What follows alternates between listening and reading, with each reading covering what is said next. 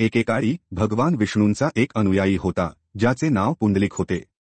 तो त्याच्या पत्नी आणि आईवडील जानुदेव आणि सत्यवती यांच्यासोबत दिंडीरवन नावाच्या जंगलात राहत होता.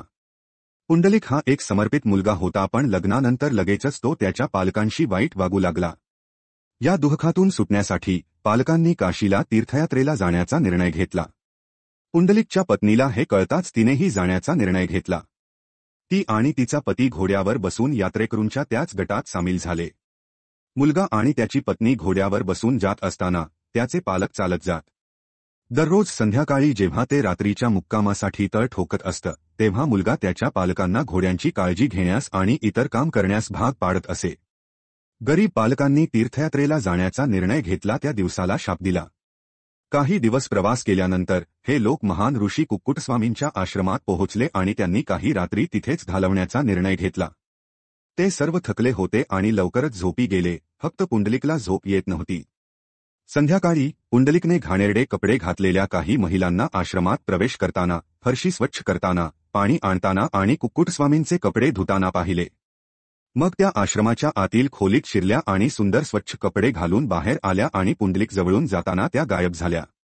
दुसऱ्या रात्री त्याला पुन्हा तेच दृश्य दिसले. पुंडलिकने त्यांच्या पाया पडून त्यांना विनंती केली की ते कोण आहेत ते सांगा.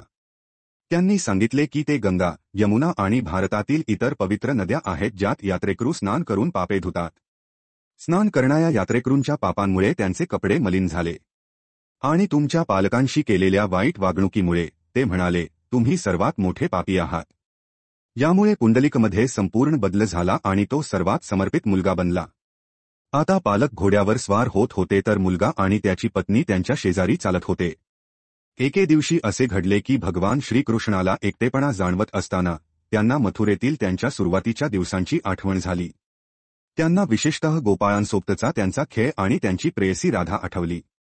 जरी ती मृत होती तरी त्यांना पुन्हा तिला पाहण्याची तीव्र इच्छा होती. त्यांच्या दैवी शक्तींनी त्यांनी तिला पुन्हा जिवंत केले आणि तिच्या शेजारी बसवले. तेवढ्यात त्यांची पत्नी रुक्मिणी खोलीत आली. जेव्हा राधा तिला आदराने वागवण्यासाठी उठली नाही तेव्हा रुक्मिणी रागाने द्वारका सोडून दिंडीरवन वनात लपली. नंतर भगवान श्रीकृष्ण गोपाळांसह रुक्मिणीच्या शोधात निघाले. मथुरा, नंतर गोकुळ आणि गोवर्धन पर्वत शोधल्यानंतर शेवटी ते भीमा नदीच्या काठावर पोहोचले. आता तिला पंढरपूरमध्ये चंद्रभागा म्हणतात. शेवटी त्यांना ती सापडली आणि त्यांनी तिला शांत करण्यात यश मिळवले. कृष्ण आणि रुक्मिणी पुंडलिकाच्या आश्रमात आले. पण त्यावेळी पुंडलिक त्याच्या आईवडिलांची काळजी घेण्यात व्यस्त होता. पुंडलिकने त्याच्या आईवडिलांप्रती असलेले कर्तव्य पूर्ण करण्यापूर्वी देवाला आदर देण्यास नकार दिला. तथापि त्याने भगवान श्रीकृष्णाला त्याच्या आईवडिलांप्रती असलेले कर्तव्य पूर्ण होईपर्यंत उभे राहण्यासाठी एक वीट फेकली. पुंडलिकाच्या आपल्या आईवडिलांप्रती असलेल्या भक्तीने प्रभावित होऊन भगवान श्रीकृष्णाला विलंबाची पर्वा नव्हती. विटेवर उभे राहून तो पुंडलिकाची वाट पाहू लागला.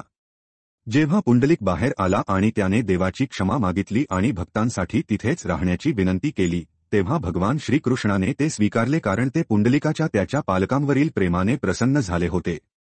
तेव्हापासून पंढरपुरात विटेवर उभा असलेला विठोबा, विठ्ठल किंवा पांडुरंग म्हणून भगवान श्रीकृष्ण उपस्थित आहेत.